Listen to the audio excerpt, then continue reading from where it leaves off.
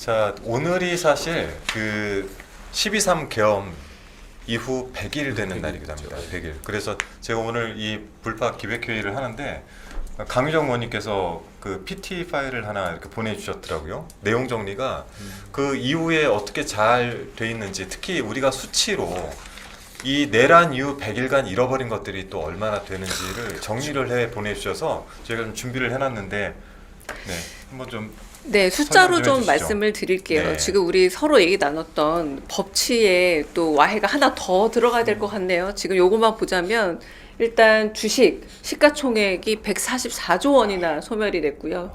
코스피 1조 원이 외국인들이 전부 팔았습니다. 다 팔았다는 얘기고, 환율은 계엄 즉시 2.9% 상승. 그런데 윤석열 석방되던 날도 엄청나게 빠졌죠. 올랐죠. 네. 네, 환율 코인 오르고. 계엄 즉시 60% 하락. 소비자 심리는 당연히 비관으로, 우리 12월 가장 소비자 심리가 높을 때였는데 얼마나 엉망이었는지 기억하실 겁니다. 기업 심리는 절망으로 갔고요.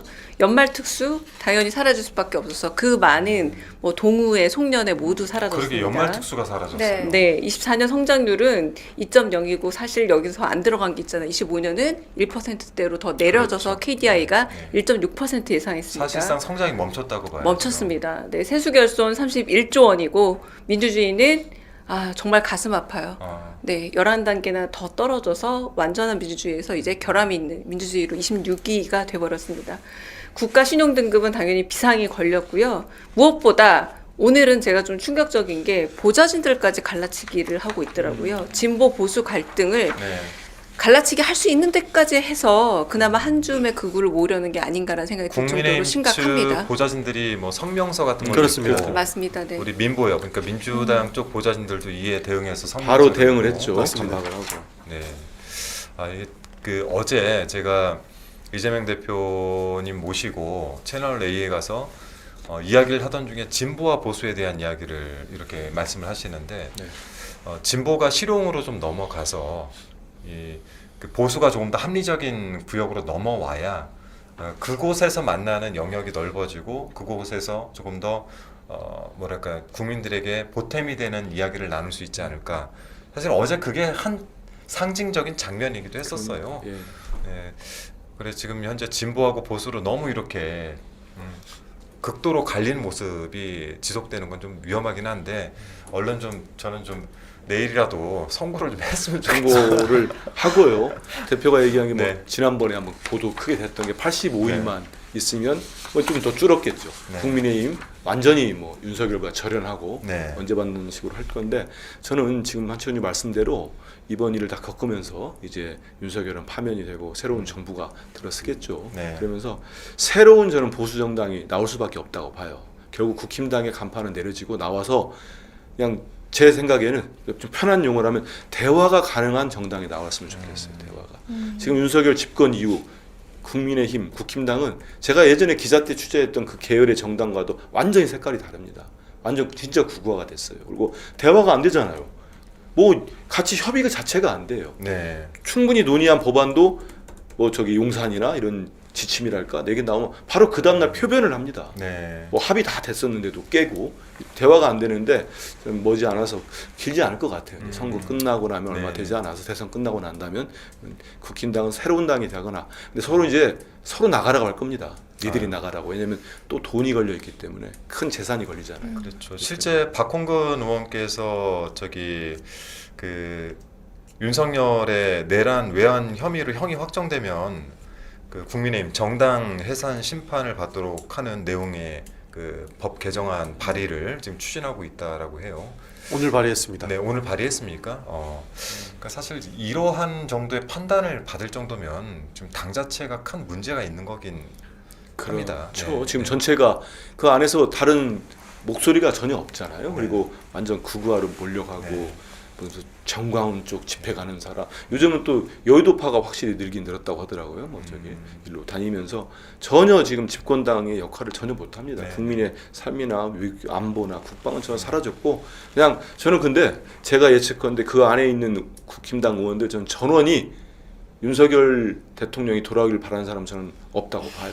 믿더라도 지 정치하는 그렇죠. 미안합니다. 수정 자기 정치하는 겁니다. 네, 네, 네. 자기 정치를 하더라도 이 정도 수위는 아닌 것 같아요. 저는 하면 안 되죠. 개인의 당연히. 의견임을 전제로 말씀드리면 그 지난 박근혜 탄핵 때 그 국민의힘 정당 자체에 대한 심판은 제대로 이뤄졌지 않기 때문에 지금 고이다 못해 썩은 것 같거든요. 그래서 이번에는 윤석열 파면 이후에 국민의힘 자체도 혹독한 심판과 대가를 치러야 된다. 그렇게 될 거라고 그렇게 봅니다. 저는 생각합니다. 헌법재판관님들이 혹시나 뭐 어디서 건네 들으면 전해드리고 싶은 말이 어제 요 시간쯤 기억나세요? 수많은 밭글이 수요일 많이 들었어요. 오후 5시 반에 혹시나 선고 기일에 대한 예고가 나올 수 있다라고 어마어마한 기대감들의 맞아요. 불국을 어제 댓글 많이 끌었습니다. 돌았죠. 소셜 미디어를 비롯해서 네. 이게 비단 우리처럼 정치를 하시는 분들뿐만 아니라 일반적인 시민에게도 엄청 끌었어요. 이 말은 뭐냐? 결국 우리가 미래 이야기를 할 수 있고 미래로 가는 유일한 외나무 다리가 윤석열 파면이라는 거예요. 이거밖에 없다라는 겁니다. 그렇습니다. 네. 민주주의가 꼭 들었으면 좀- 좋겠습니다. 좀 전에 네.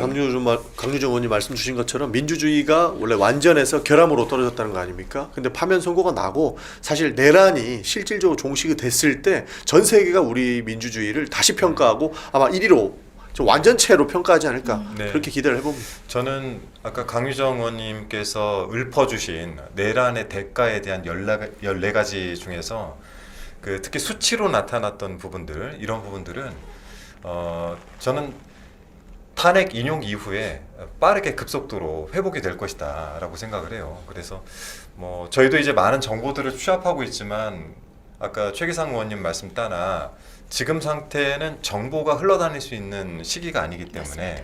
저희도 여러 가지 지표들 그리고 상황들을 가지고 현재 지금 추측을 하고 있는 것이라 그렇죠. 이제 많이 다니는 밭글 또는 카더라 이런 것들 너무 믿지 마시고 저희 불팍들 많이 좀 보고 계시고 저희가 누구보다도 빠르게 정보가 들어와서 확정적일 때는 또 말씀을 드릴 수 있는 많이 기회가 취재해가지고 있습니다. 오겠습니다. 네. 그리고 여기에 없는데 그 내란 100일의 대가 중에 저는 건강이 너무 안 좋아졌어요. 그래요. 내란성 내란병. 수명 장애, 맞아요. 지금 다들 잘 네. 주무세요? 내란성 내란성 위염, 내란성 탈모. 네, 스트레스 때문에 네. 머리카락도 많이 빠지고 맞아요. 독감에, 실제로 장염에, 그랬어요. 네. 정신적 스트레스, 맞습니다. 불면증, 악몽. 내란성 저희는 디스크 환자 굉장히 어떤 늘었습니다. 지금 어떤 증상들을 의원님들은. 겪고 계십니까? 네. 마지막으로 다 겪고 있는 것 내란성 같은데. 만성 피로입니다 지금. 만성 피로. 지금 네. 또 막 저거 막아야 되니까 매일 우리가 도보 행진도 하고 의총도 긴급으로 하고 네, 있지 않습니까? 네. 저녁에는 민주당 최연소 의원이 저렇게 말씀하시면 제가 그래서 또 말을 다른 못 합니다. 말이 선배들 때문에. 12월 3일 이후로 진짜 긴장을 풀어본 적이 없는 것 같아요. 네. 모두가. 그렇기 때문에 지칠 수밖에 없는데 근데 우리 지역 주민들 당원들 많이 오시잖아요. 네. 집회 오면 그분들 보면은 어떻게 더 열심히 해야지 그렇죠. 우리 국민들이 더 힘든 상황 아닙니까? 네. 저는 그런 얘기하고 만에 하나 주변에서 불안하신 분들이 있으니까 그러면 전 이런 얘기를 해드려요. 우리 국민들이 다 봤기 때문에 헌법적으로 문제가 있다는 건 다 알잖아요. 네. 그리고 좀 더 만에 하나 윤석열이 돌아온다면은 우리는 몇 년이 될지도 몰라요. 삼선 개헌 얘기도 하고 그랬으니까 수첩에 적혀있기도 했으니까 그러면 윤석열과 김건희가는 통치하는 시대를 다시 볼 수 있다. 그 악몽 같은 시대. 네. 그럼 저는 기각을 바라는 사람이 있으면 이 얘기를 해준다니까요.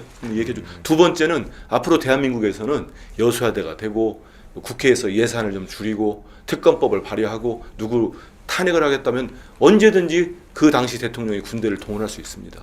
막을 수가 없는 거예요. 네, 네. 어마어마한 일이 벌어지긴다는 네. 거죠. 저 이런 것들을 헌재 재판관들이 우리도 생각하는데 못 하겠습니까? 네. 그렇기 때문에 불안하시는 분들에게 절대 이런 걸 본다면 있을 수가 없다. 그런 말씀 드리죠.